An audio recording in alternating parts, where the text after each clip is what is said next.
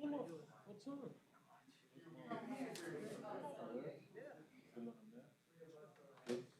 You have anybody in high school? My son's in high school. Yeah. He's in ninth grade. They both finished College? Yeah. Where? Antoinette's at Moravian. Uh-huh. Rita just started Northampton. Oh, Yeah.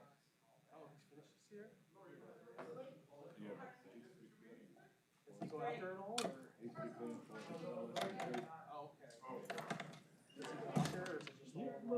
from time to time, but She goes a couple days. That's what happened is he submitted, but the court said my dad is sick. yeah. He had something, so believe it or not, they let us do all these classes. Oh, of course, yeah. She can still join the meeting by phone. Yeah. The meeting room is open.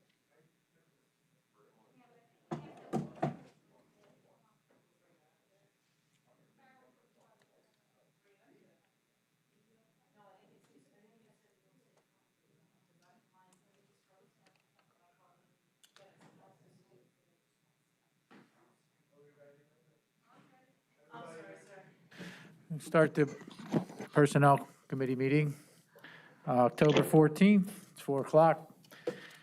Public comment at this time? Anyone? Seeing none, we're going to move on to the County Executive's appointment to the Drug and Alcohol Advisory Board. You have Blair Kettler of Easton for the Drug and Alcohol Advisory Board for 2-year term to begin October 16th, 2020, and to end June 30th, 2022. Attached is the summary resume. Move forward. Okay, motion to move forward. Thank you, Mr. Myers. And next we have Angel Ackerman. Following individual appointed to the Drug and Alcohol Advisory Board, Ms. Ackerman is being considered for a 2-year term beginning to October 16th, 2020 to end June 30th, 2022. And attached is also a resume. Any questions or comments? Move it forward. Motion to move forward. Thank you. So moved. And last, we have Francine Huber. Ms. Huber is being considered for a 2-year term, beginning October 16th and to end June 30th, 2022. And attached is a resume. Questions or concerns? Move forward. Moving forward, so moved. And I don't know if any of the individuals are in the crowd tonight, but maybe they'll be tomorrow. Anything else for personnel? Yes, Mr. Kusick. Yeah, real quick, we got an email, I think it was yesterday or the day before, from CCAP indicating that each county will be able to appoint somebody to the Pennsylvania 250th anniversary of the nation committee, so I make a motion, you go. I'm not,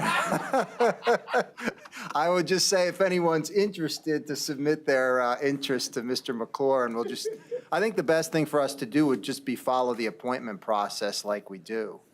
Okay, So, you know, if anybody's interested, just to put it out there to the executive. when is the meeting, or when is the event? 2026. 2026, Oh, okay. Oh, I know what you're saying. That is proactive. So Thank we're you. looking for somebody younger. Okay, all right, Did you say somebody young? okay, all right, Yeah. all right, thank you. Yep. Anything else? Okay, all right, that looks for adjournment. Okay, then we'll begin the Finance Committee meeting. Do we have any courtesy of the floor?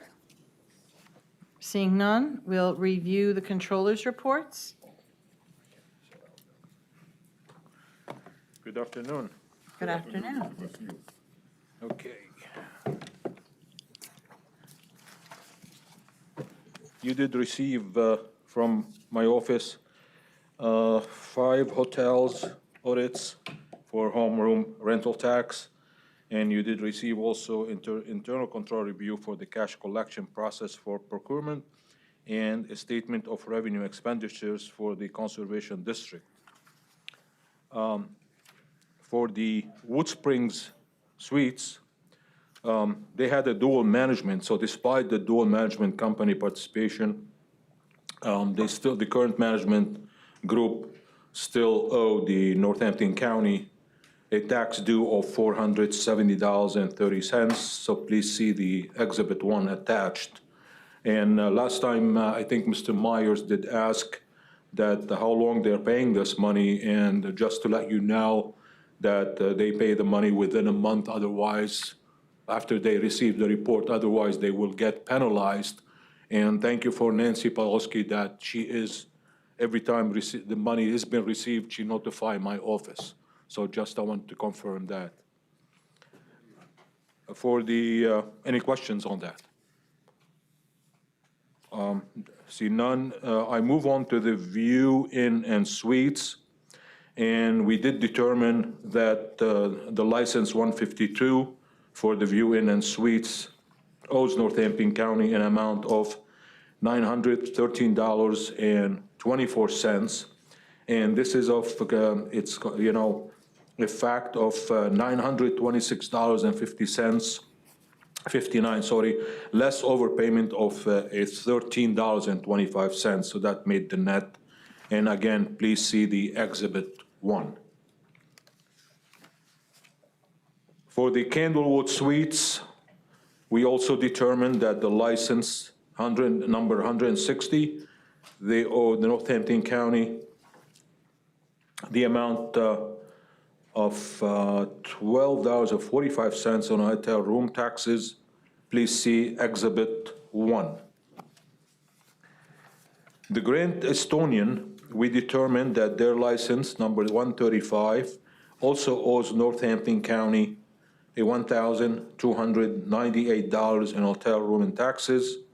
Again, please see the Exhibit 1 for the calculation.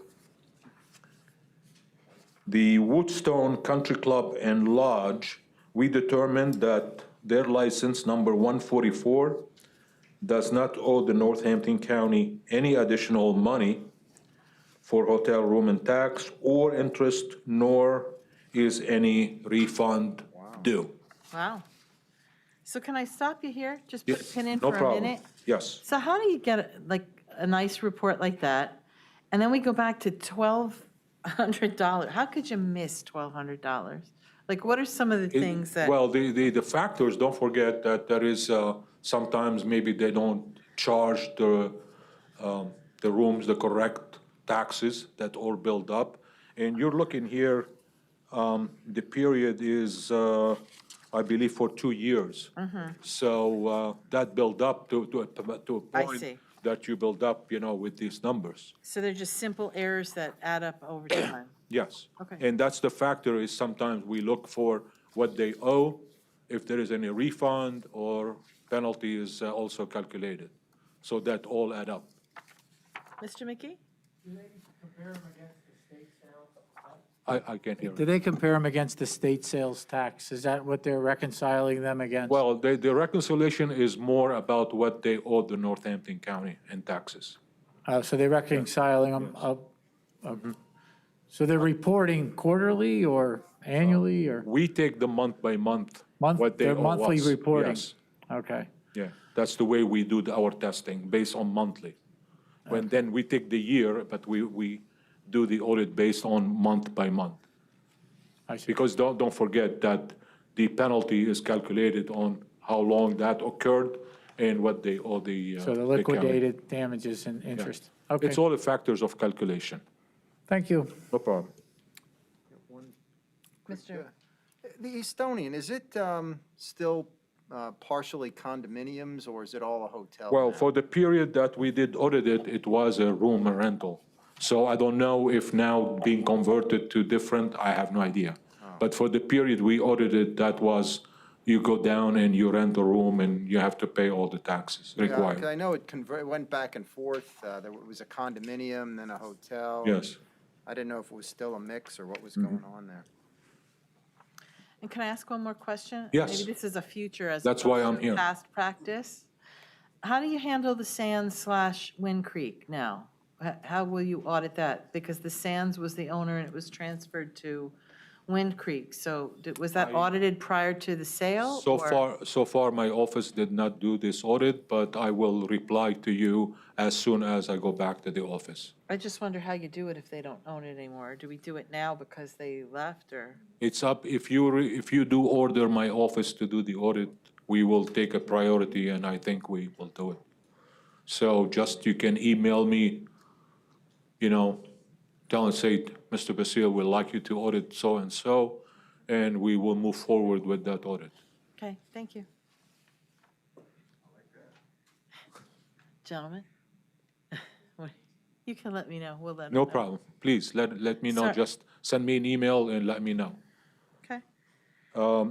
For the cash collection process, the procurements, the cash handling procedures were documented. Segregation of duties with regard to cash collection provides for adequate control. Receipts were deposited on the day the checks were received to revenue common account. The procurement division does not maintain any bank accounts. So any transaction is, all the money come to revenue here and deposited to the common account. For the expenditures of the Conservation District, we did not identify any deficiencies in internal control that we consider to be material weakness. However, material weaknesses may exist that have not been identified. This is a standard AICPA rules.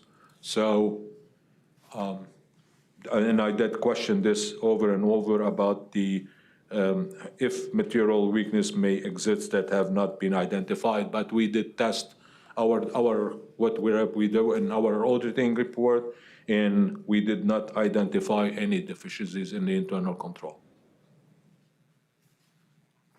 Okay. Any questions for Mr. Basile?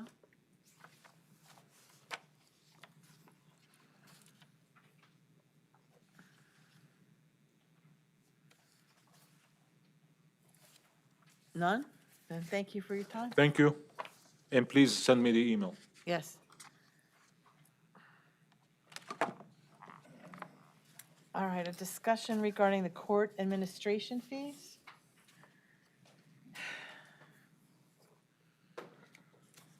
Is there anybody here to address this? Yeah, good afternoon. So effective January Could you 1st. say who you are, please? Yes, my name is Badway Bolus. I'm the fiscal administrator for court administration. Thank you. So effective January 1st, 2021, the fees are increasing for court-related matters. And this is based on an adjustment based on the CPI index.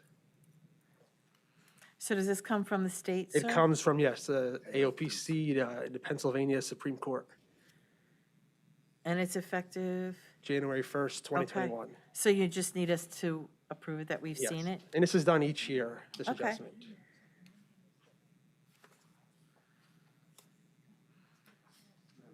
Yes, sir. What's the CPI mean? The Consumer Price Index. Thank you. It's a measure of inflation.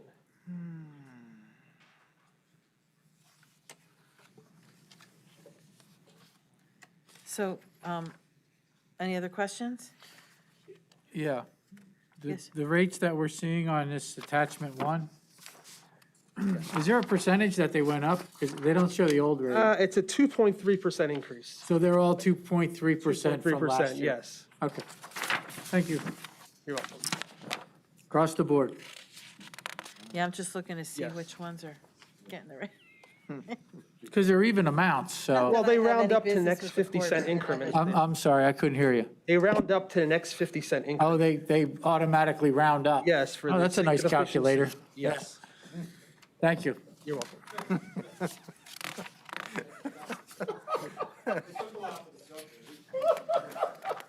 What'd you say? Okay, can I have a motion to So this moved. forward? Thank you. Thank you, sir, I knew we'd have questions. Thank you. Discussion regarding a health, safety, and welfare resolution for a general purpose authority Lehigh Valley Network Project. This came up at the GPA. Mr. Hartney's here. Good evening. Mark Hartney, Department of Community and Economic Development. Before you is a health, safety, and welfare resolution for a Northampton County General Purpose Authority bond financing. I have John Brodsky from Lehigh Valley Health Network here to talk about the project with you. And I think, if I'm correct, that this is something that we as council do to enable GPA to do what it does, correct? You want to explain that for the newer members of council? So whenever you're doing a bond financing like this, the county council is required to pass a resolution that the project is in the health, safety, and welfare of the county residents.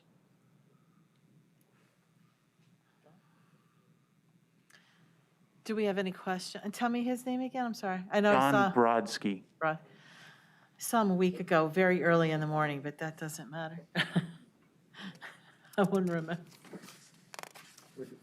Good afternoon. I serve as the treasurer of the Health Network, and I was actually here a year ago to get a similar approval for the beginning of the, what we called at that point, the Norco Hospital Project in Lower Nazareth County, just off of Route 33 and north of 22. That project started with the bond financing that was done at that time.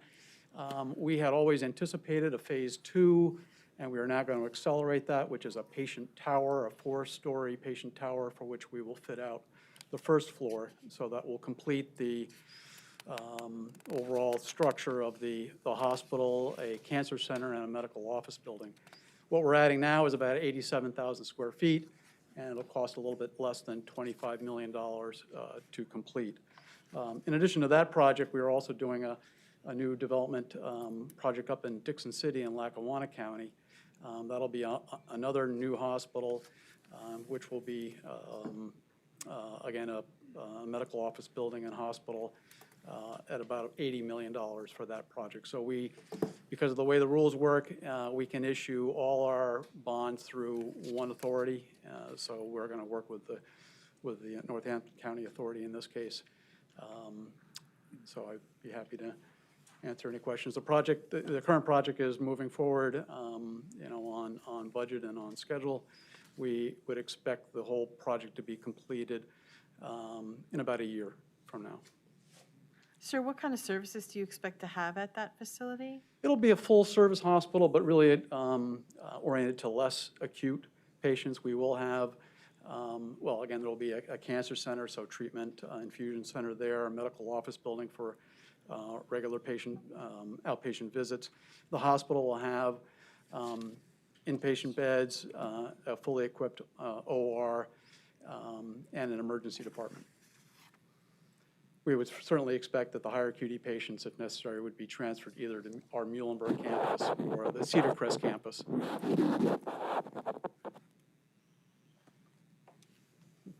Sorry, I I'm don't know sorry, what is that, that Oh, not clear? that was me. oh, My paper touched my mic, I apologize. oh, the, it was like the wind. I couldn't tell. Did you say, I missed that part you were saying about Muhlenberg? You'll transfer people from you, or will be on par with the same size as Muhlenberg? No, size no, and it's going to be scope? much smaller. We refer to this as a neighborhood hospital, a smaller facility than our main campuses at Cedar Crest or Muhlenberg. And my only point was that for higher acuity patients, might need to be transferred and would expect to be transferred to either Muhlenberg or Cedar Crest as the service is required. Yes, Mr. Myers. You're talking about the Easton Hospital part that you're building? Is that what you're saying? Is that what we're discussing now, or is this the new one in Dickinson City? Which campus is doing this? That you were? I was just answering the question about we call it the Hecktown Oaks Hospital now. It was the Norco project in Lower Nazareth County. The Dixon City would be comparable, but again, more oriented to lower acuity patients. And you're adding 87,000 square feet, or is that already part of your complex you're doing at the Hecktown? Hecktown Oaks was originally, what we requested last year and what we started building was about 140,000 square feet. We are now adding a patient tower that in total would add about another 87,000 square feet on the same campus attached to the hospital. And that project will cost us an additional $23 million or so. Both projects, what we started and the phase two, should be completed by the end of the summer next year.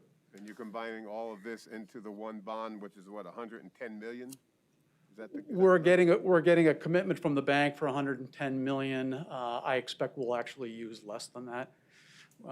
We actually do have proceeds that remain from our prior bond issue, so we will be able to use some of those and not have to use the full I expect we'll use about 100 million for this project. Okay, with that going on,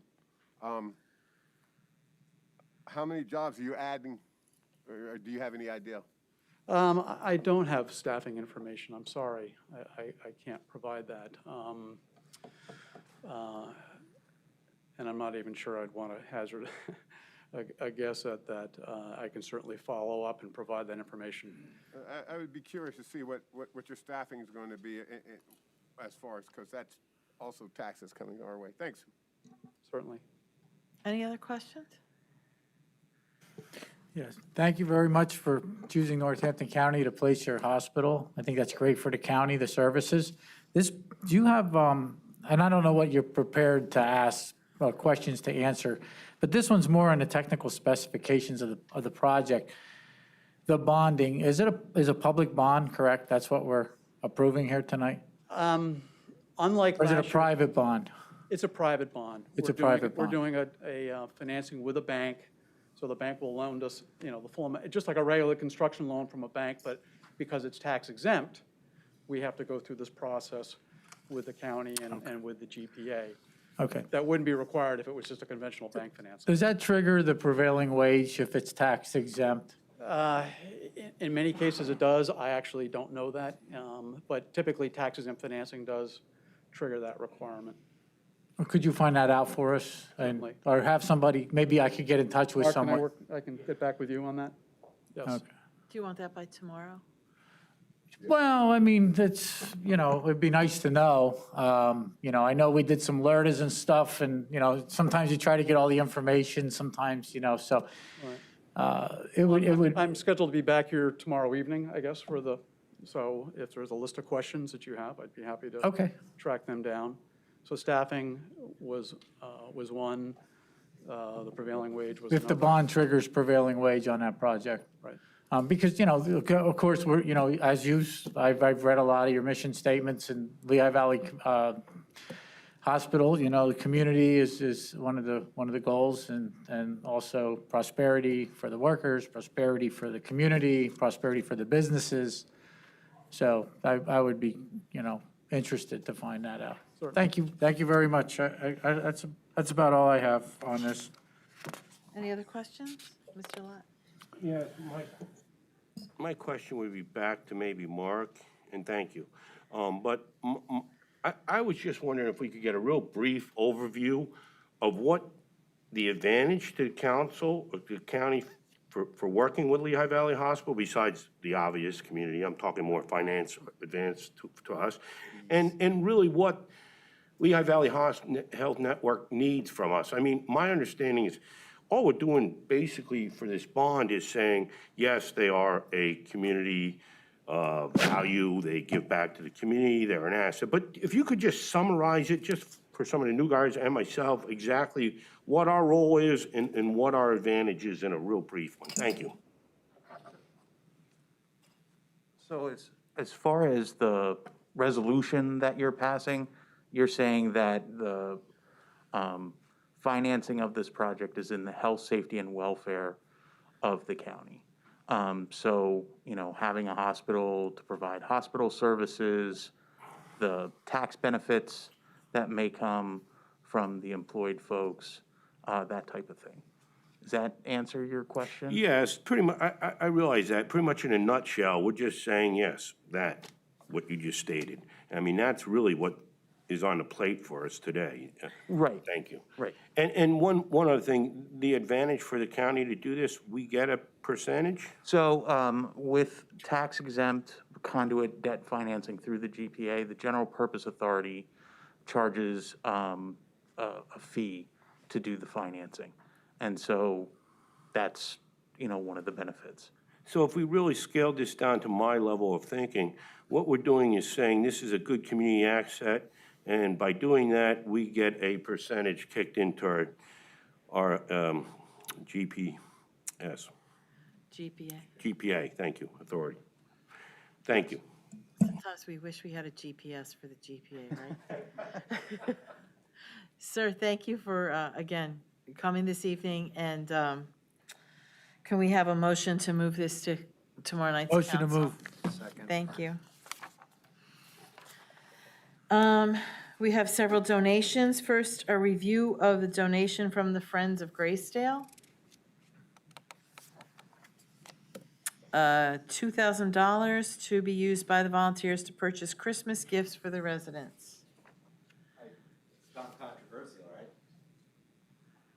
Not really. Mr. Parsons, who works for you and is also a member of the Board of the Friends of Graysdale, asked that we put this forward before you, because it's a responsibility under the Home Rule Charter of Council to accept all gifts.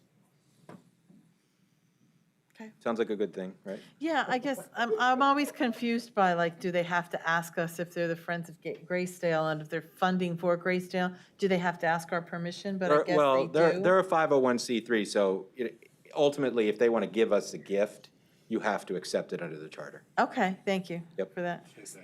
I did. I just did say thanks. Thank you. I just want to, and thank you for the gifts, and thank you for the clarification. Oh, thank you. No, thank you. Okay, we're done. Would someone move it forward? Because I'm just about, I need a gift. Please move forward. Thank you. And now a donation from the farm stand at Easton Public Market, 675 pounds of apples for Graysdale employees. Motion. Motion to move. We're good. Okay. What kind of apples are? Oh, we have a question. What kind of apples? Are they Red Delicious or? Are they Honey Crisp? Crisps? What? Free. They're free. Would you like to make that apple motion, Mr. Cusin? I'll make a motion to move it forward if they're Thank you for free. those apples. And a review of a kind are free. donation from the Penn State Extension and Monocacy Creek Watershed Association, riparian buffer plantings. Can I have a motion? When you see Mr. Cope tomorrow, remember to ask him about these, please. But I won't But be here, it so is what somebody it please. is what it says it is. We're getting plantings to help us with stormwater runoff, essentially. So that's great. Yep. A motion to move forward, did I get that? Motion to move. Thank you. Review of Article 13 contracts, Vision Technologies. Now what are we getting? Steve Barron. Oh, Mr. Barron.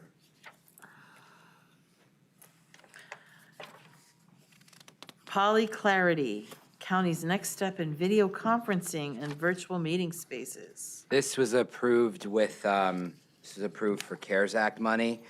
The cheapest price for the Polyclarity solution came through Vision's relationships. And since it's over $100,000 under Article 13, County Council must approve it. Even if it was that, even if we approve the money. You approved the CARES Act money to come to the county, And but so- you didn't necessarily approve this particular vendor to purchase the item through. Okay. Any questions?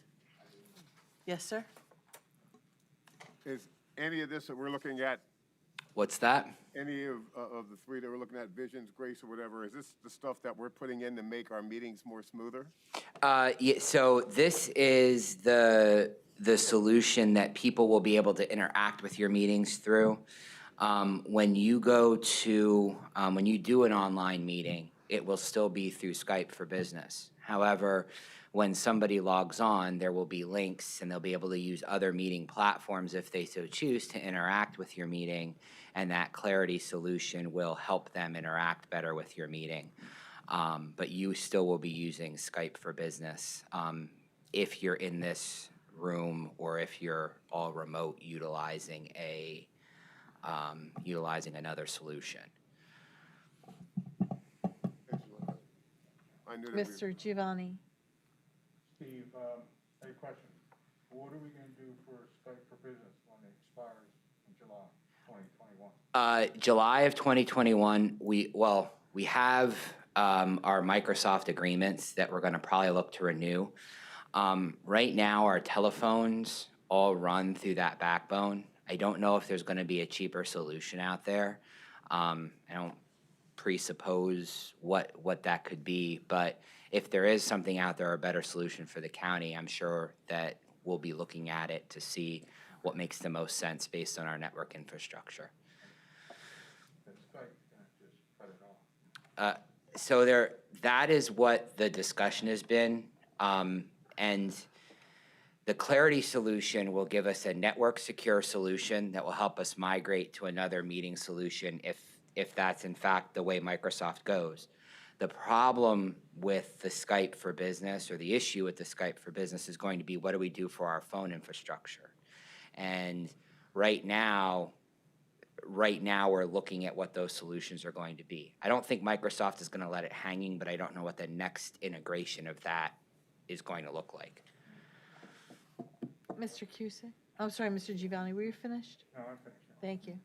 I just wanted to ask our clerks, Linda and Aileen, if they had the opportunity to work with this, and do they feel comfortable with what we're purchasing here?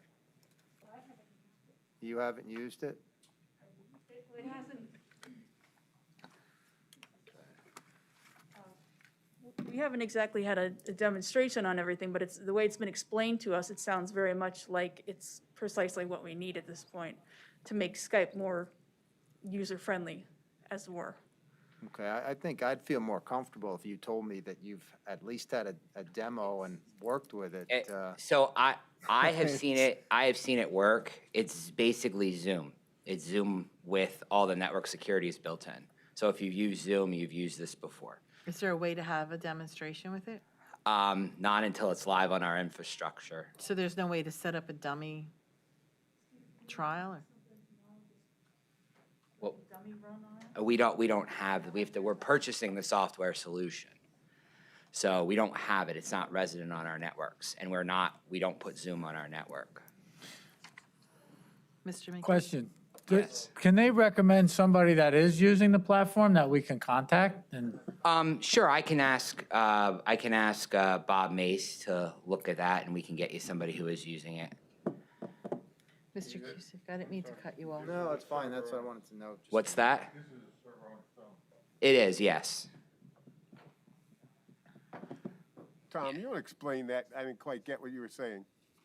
I was asking Steve, this Clarity solution is gonna be a server of its own when it gets onto the backbone. Correct. And so just to give you guys an idea, the Clarity solution is actually the server and the infrastructure we're building out so that when people interact, so you create basically everything you do in this room or any conference call we do is a conference call. So you get a phone number and a meeting ID. Well, now those meeting IDs will become dynamic. They'll switch all the time. When you set up a conference call in this room, what happens is, and we've had to refresh the meeting passwords because people can get the passwords once we make it public, and then they can do things on our server or take over your meetings, and you don't want that. This will force us to do those security things. On top of it, it allows whoever plugs in. So for example, when you are on your computer as county council meeting, okay, it will be Skype for Business. However, if I am at home and I don't have Skype for Business on my phone, but I want to watch your meeting, I can go into that meeting with my Zoom session and I will be able to see your meeting as if it was on Zoom. If someone else was using GoToMeeting, they could go on to your conference call and they would go through our server. The person would realize you are on GoToMeeting. So to do a demo, you're all gonna have to have some sort of different solution on your phone. So, I mean, to show you and to explain what other people are doing, that is an easy one, Mr. McGee. A demo is not as easy because it presupposes who's gonna be using what meeting platforms. And there are thousands of them. So it's a universal hub with Yes. security, Yes. and it's a separate platform. So that explains it. That was a really good explanation. Yeah, and you actually really won't see the software. You won't even probably know it's running in the background, to be honest with you. It sounds more like a staple that we need. If you don't want to be wedded to one I mean, particular up to date, technology. in today's day and age, I'm sure other counties are going with stuff like this. I don't know. Mr. Myers? Timetable and installation of this project. So, once county council approves it, since it is with CARES Act money, we will have the solution in hand. We're gonna build out the infrastructure. My hope is to have it available, and installed, ready to go by either your last meeting of this year, or, very late in 2020, so that it's ready for 2021. But we have to spend the money, now. That was my next question. Yes. This has to be spent Correct, by the end of the year. correct. Answers my question. I'm done. Thanks. Has anybody done asked for a quote on Microsoft Teams and what that would cost? So Rolling your eyes, the problem with Microsoft Teams, like I just had a meeting with Microsoft Teams now, today, and because of the firewall, it crashed a bunch of times. Just using Microsoft Teams or any of these plug-in softwares any of the plug-in software, we still will have the exact same problem. Whereas you use Microsoft Teams on your computer, that's how you set up the meeting. Aileen or Linda sets up the meeting for you. You're all on Microsoft Teams. Now, I have Skype for Business on my phone, so I log in or try to log in, I can't use your meeting. I go into Microsoft Teams, I may or may not have a password to log in, I can't see it. So it's just gonna give you a universal link so that you can actually get to the meeting and interact with whatever software you're using on your phone.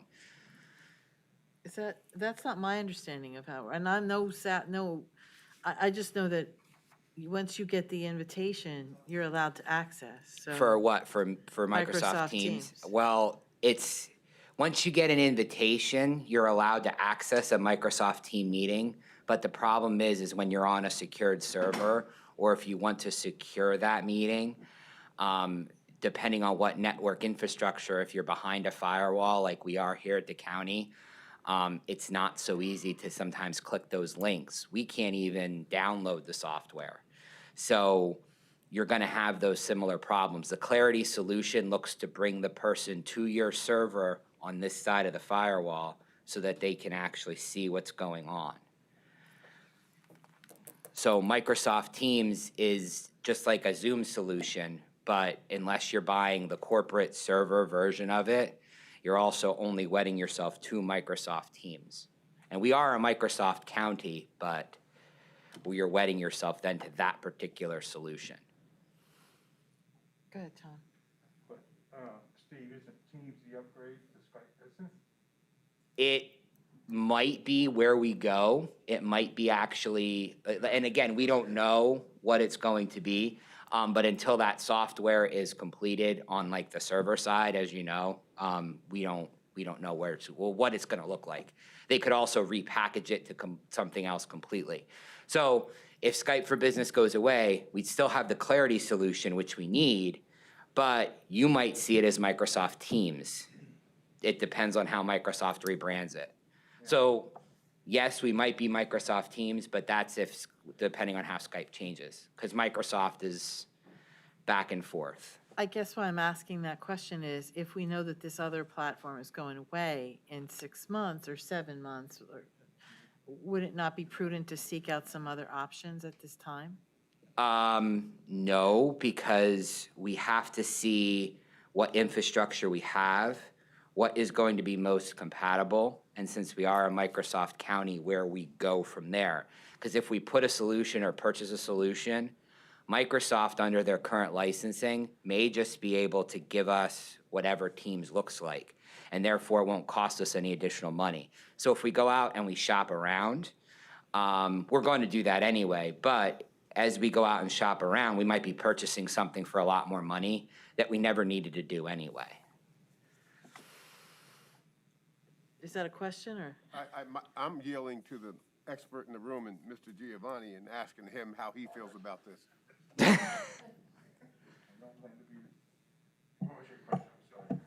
He How wants do to you know feel how you about- feel about this. Well, The proposal.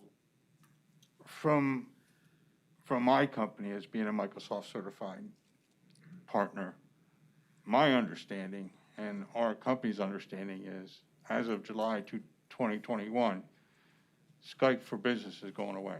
And they're just not going to say going away, they're going to cut it off. And the upgrade to that is going to be Teams, from my understanding, from what we contact with in Microsoft. So, I mean, yeah, Steve can look at other platforms and everything, but I think when it comes down to the bottom line, you're gonna end up going with Microsoft with Teams' upgrade, because I think they'll do a better job for you. Yeah, As and, far as the upgrade. yeah, and Skype itself, because there's Skype and Skype for Business, my guess is that Teams, in some way, shape, or form, is going to be, and correct me if I'm wrong, Tom, but like repackaged to be Teams Enterprise version or something along those lines for people that are part of the Microsoft family.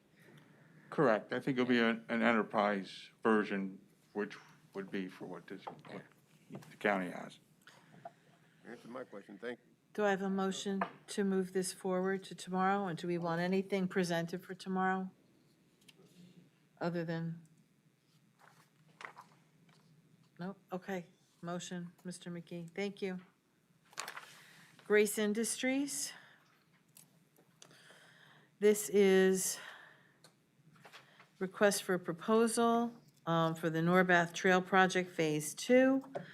3 bids were received, and 1 bid rejected for not meeting the RCO requirement. Another bid delivered after cutoff and eliminated from further consideration. Okay, let's talk about it. Yeah, so this is the rebid for Phase 2 that covers about 2 miles of resurfacing of the Norbath between Weaversville Road and Clear Springs Drive. I understand there was a lot of questions and concerns that were raised by council the first time the bids came in. So once again, Grace Industries bid on this project. They are the low bidder on not only the base bid, but we did intend to, there was an alternate that was included in the bid package that we intend to award, which covers a section of paving between Felice and Savage Drive. And the reason we're looking to pave that is it's one of the most heavily used sections of the trail. So it sees a lot of wear and tear, and there's also some drainage issues there. So we figured that paving it is the more logical answer there rather than just resurfacing it with stone. And I do have a representative from Grace Industries here that can answer any questions that you may have about the company. Okay.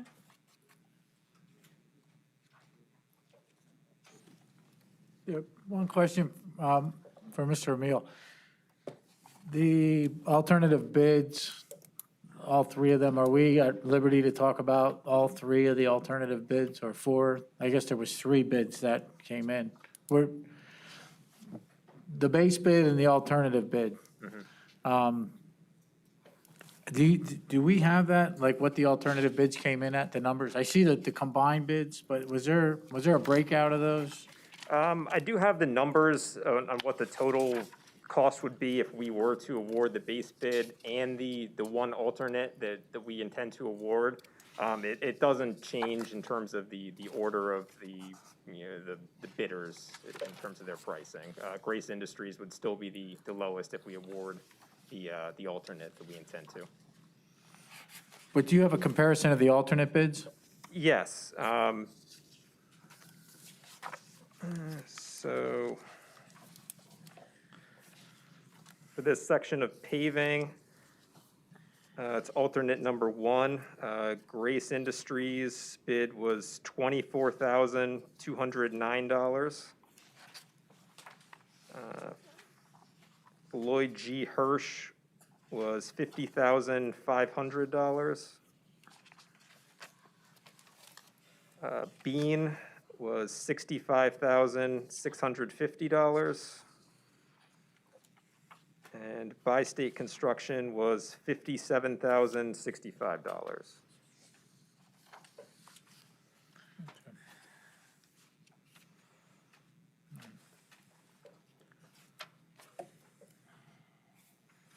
Okay, that's great. I hope they do a great job for this low price and pay their workers and do the Q&A that, needs to be done. And, okay. Mr. Lott? Yes, I just, a couple things about this bid, this project. One of the council people that had some issues with this award is not here tonight, but the concern, she sits on another board for another board. And, they had a real concern with the quality of the project done for that authority. And that's why we took another look at this. Grace Industry, I worked in industry, they don't have the best reputation out there, quite frankly. We in government are very concerned that there's not cheating involved. The way we can run our county is through taxes. There's a system that contractors use day in and day out there. They sub the work out, then they sub it to, their sub it out. Next thing, people are being paid on cash on jobs. They're calling them independent contractors when they're truly employees. It's employee used out there all the time. We in the county take this very serious.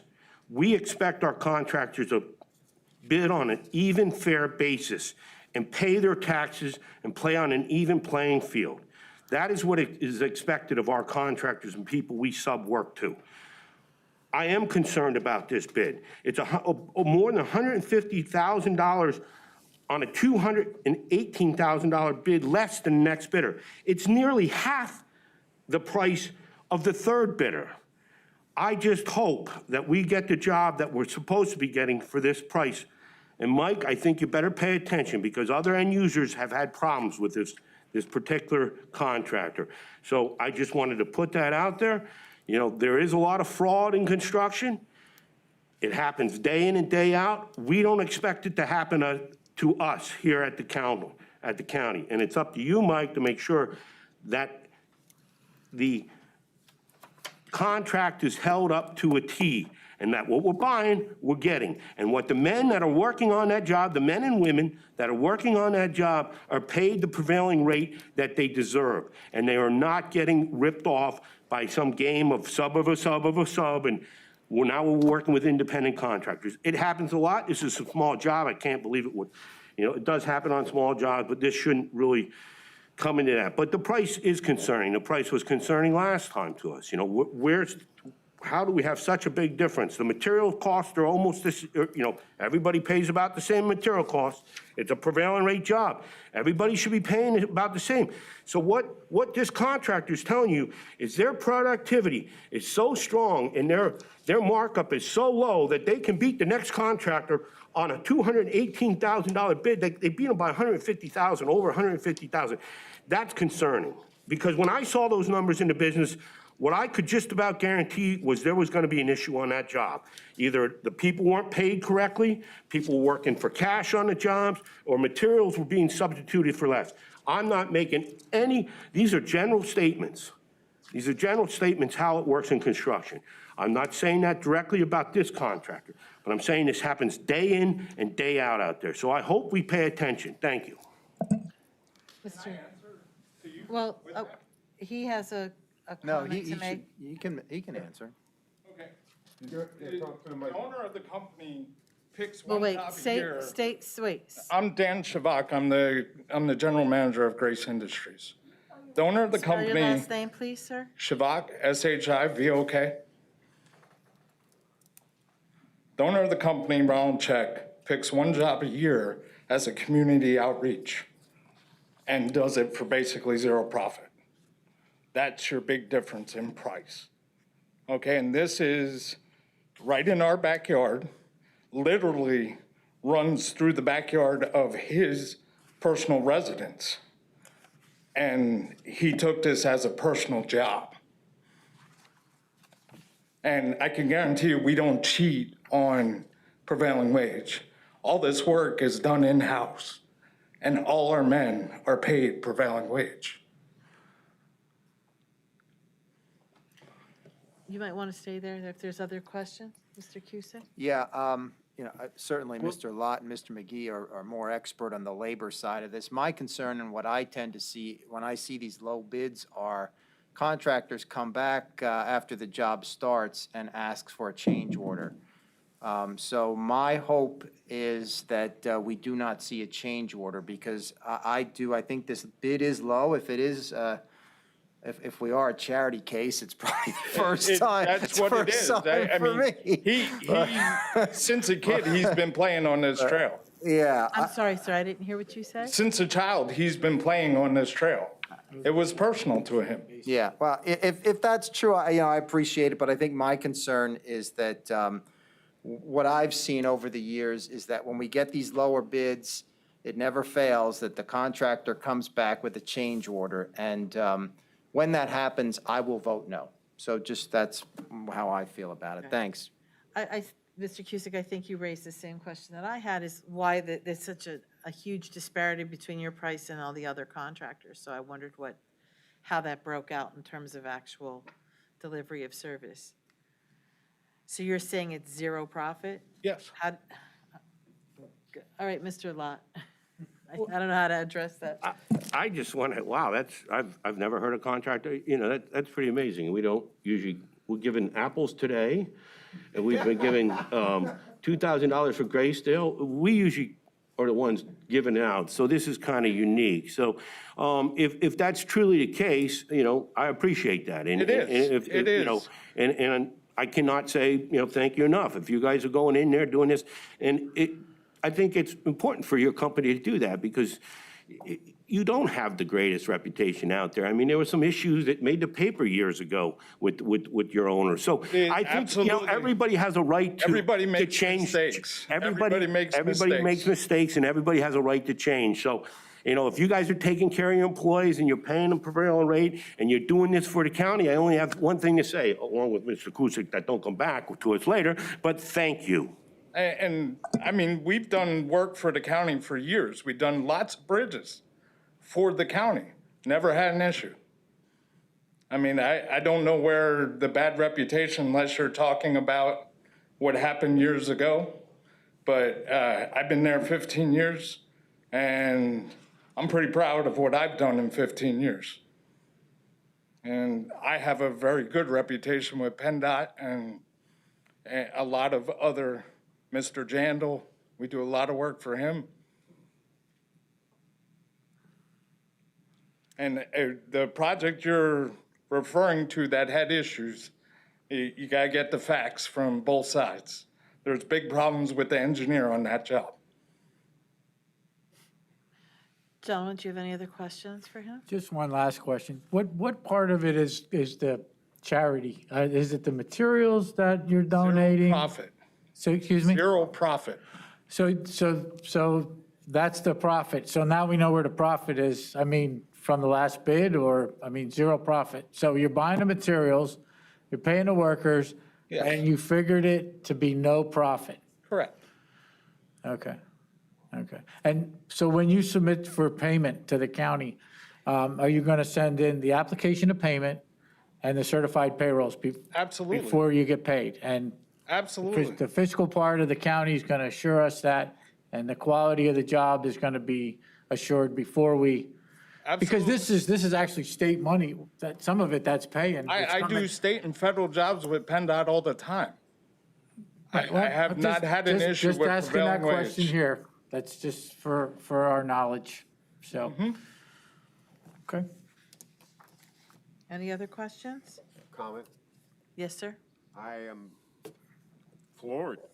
I've never, ever in my lifetime seen somebody take on a project for the county with zero profit. And if this is truly good, I appreciate it. But I'm gonna chime in from Mr. Cusack and Mr. Lott. If a change order comes down, there's gonna be a big red no from me. Only way a change order coming is if there's an error in engineering. Okay. Uh-oh, is that you, Michael? Nope, that's not Because right. we love him. Don't mess with our Michael. Can I have a motion to move this forward? Do we want any other supporting materials or anything for tomorrow night? So moved. Okay. Thank you. I would suggest somebody be here tomorrow night, though, because there's, Make sure somebody's there tomorrow. did he hear that? Because there's council members that aren't here that may have questions again, so I can't control for that. What time tomorrow? Tomorrow, 6:30? Let me see. I'll try to make it myself. Thank you. And the last one is the reinvestment fund. Countywide Housing Needs Assessment and Strategic Plan. I believe this is what Ms. Lamondolowski spoke to us about at the last Human Services meeting, correct? That is correct. So after that meeting, I sent the actual, no germs, sir, sent the proposal to Ms. Zembo, and I'm guessing she disseminated that to everybody. So we did talk about it, and I wanted to be here in case anybody had questions after reviewing it.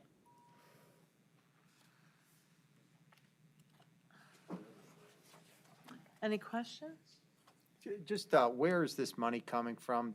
Human Services budget, economic development? What's A the- combination of $50,000 from DHS funding and $70,000, right, that's 120 from DCED funding. Okay. Okay. Motion to move forward? Motion. Thank you. Motion. That's it for this meeting. Any other topics or concerns? Mr. Yeah, Cusack? and Mr. Barron's busy, but I wanted to ask if there was any He's not that busy. update. I always interrupt him when he's on his phone. I wanted to just ask if you could give us an update on the CARES Act money. How much of it has gone out? How much is still in the bank? What's the latest? So there's still a few municipalities who need to get their contracts in. So we are working on making sure those contracts get pulled together and all the stuff is set for those. We do have a meeting with the city of Easton. So as of right now, there's about $2 million that is set to be programmed. We just printed the checks for the third round of businesses that you guys approved today. They will be going out on Friday or Monday of next week. And then that $2 million is programmable, but stay tuned. We have a bunch of other things that are going to be coming to before you. We're also now starting to look at money that can be spent further into the future. So there's some COVID money that came in that doesn't have to be spent till 2023, but it's still a valid COVID expense. So we're looking at maybe prioritizing the money and what bucket we pull from. So we'll be letting you know as that sort of all comes together. So. Okay, so I guess a certain portion of it had to be spent by the end of the year. Correct. Have the municipalities, are we going to get all the money spent? Yeah, I am confident we are going to get all the money spent. as we get down to this last set of money, it is a matter of what buckets we pull it from. We've also been very careful to segregate Graysdale from like other county money because they're getting Medicare and Medicaid money separately. That is COVID money that's going through those programs. And the municipalities are going to be able to spend the money? Most of the municipalities have had expenses and have had losses. They're just looking to see what qualifies to be recouped. So their chances are they're out the money already. Okay. The only thing they're purchasing, and most of them have done this anyway, is like their virtual meeting equipment. But as you know, some of them, there's a mixed bag. Some have purchased, some have not yet, are waiting for us, but they'll be able to get it done by the end of the year. Okay. So what's your timetable, and when can we expect to see what you're going to do with the last $2 million? I don't know yet. DCED has been working on some stuff. We have programs. So, for example, there's CDBG money that is out there. Now, it's COVID related, but it doesn't need to be spent until the end of 2021 or the middle of 2022. I'm not really sure. There's so many different rules for different pots of money. That being the case, there's no sense in spending that CDBG money right now that we share with the city of Easton when we need to spend this other $2 million first. Okay. So Makes sense? Well, like I said, I mean, we'll look forward to seeing what you're going to do with the last $2 million because, time's running out. So. I know, yes, I know. Necessary Yeah, uses for it, I'm sure. Yeah. Well, it's use it or lose it, and I don't want to see us, Maybe we miss should get out. new screens. Well, if it helps for context, Lehigh doesn't yet have any small business money out. So they're having their vote tonight, I hear, to get their first round of small business money out. I heard that today. So we're well ahead of the game here, and based on what I'm hearing from reports with respect to the auditors at DCED at the Commonwealth, we've done more with this money than anyone has. And one of the reasons he can't answer you today is because he's not done, Mr. Barron, is not done reviewing what our expenses may be recoupable with this CARES Act funding before the end of the year. So I want to make sure that we've done such a great job throwing a lifeline to our small businesses and helping out the schools and doing all these other wonderful things. But I want to make sure we don't miss out on some of the reimbursables that we have with this money. And there's some other considerations. And, to get to your point, if we did another round of small business, that money would be gone. Yes. So, right? So don't worry about it being gone. It'll be gone. All right, thank you. Any other questions or concerns for finance?